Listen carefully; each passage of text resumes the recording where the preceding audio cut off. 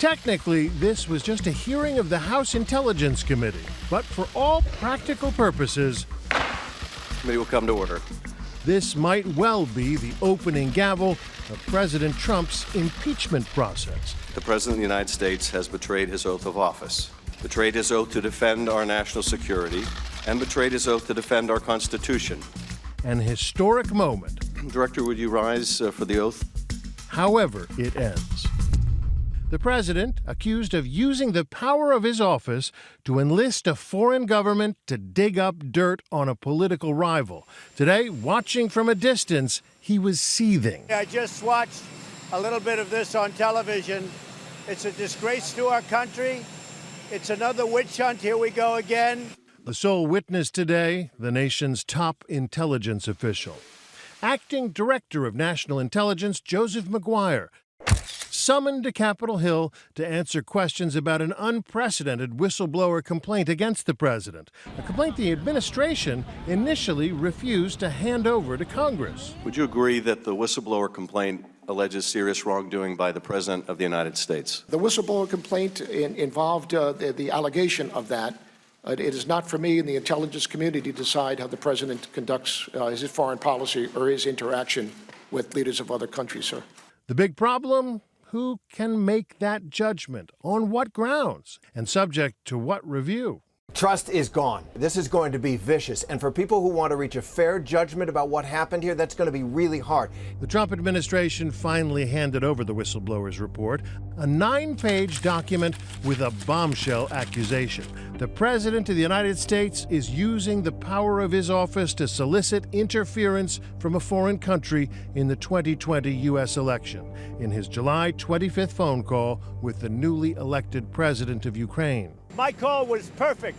The president yesterday of Ukraine said there was no pressure put on him whatsoever, none whatsoever. The whistleblower was not on the call, but relied on reports from multiple White House officials with direct knowledge. The whistleblower alleges that senior White House officials understood the gravity of what had transpired in the call and proceeded to lock down all records of the phone call, including the transcript. It outlines a concerted effort by White House officials to conceal the contents of that transcript of the phone call in a way that was unprecedented. By one way of looking at it, that is a cover-up beginning right after the phone call. That is evidence of consciousness of the president's guilt, that he had done something wrong on the phone call, that they right away wanted to shift it to a place where it might be hard to find. The whistleblower calls the president's lawyer, Rudy Giuliani, a central figure in the alleged plot to influence the election, with more than 30 references to him in the complaint,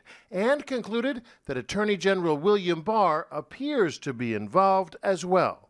The Inspector General for the Director of National Intelligence found the whistleblower's allegations to be credible and of urgent concern. I want to stress that I believe that the whistleblower and the Inspector General have acted in good faith throughout. I have every reason to believe that they have done everything by the book and followed the law. Today, at a closed-door event, Trump reportedly attacked both the whistleblower and the White House staffers who cooperated, calling the leaker almost a spy. The LA Times obtained audio. You know what we used to do in the old days when we were smart, right, with spies and treason? We used to handle it a little differently than we do now.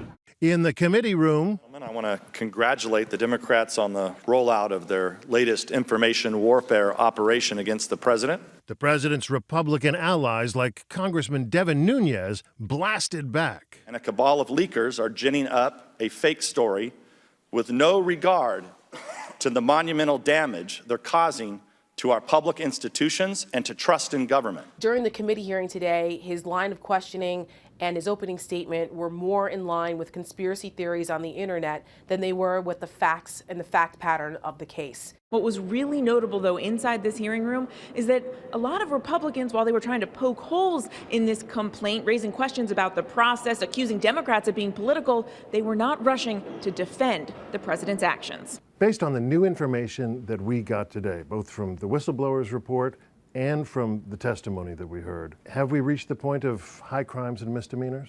Look, this is no question the worst day thus far for the president. you don't just have the phone call and the whistleblower's report, which seems to back up some of what's on the call, but you then have the Inspector General, an independent voice, reviewing the whistleblower and saying, I found it credible, and I did my own review. And then you got the Director of National Intelligence saying, I think they both did the right thing. More than guilt or innocence, it's about fitness for office. Impeachment is not about punishment. Impeachment is about cleansing the office. Impeachment is about restoring honor and integrity to the office.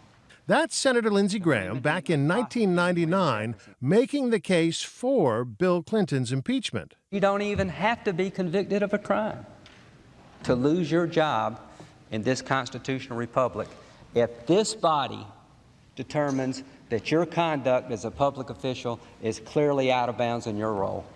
Here's Lindsey Graham today. The president was between a rock and a hard place. I think he did the right thing. You know, I'll make my own opinions up, and I have, and I'm really clear about this.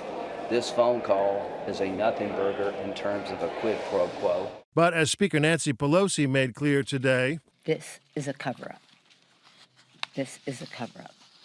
It's already bigger than a phone call. Use any metaphor you want. Crossing the Rubicon, a new day is dawn. Any analogy, we are at a different level of lawlessness that is self-evident to the American people. President Trump insists he has nothing to fear.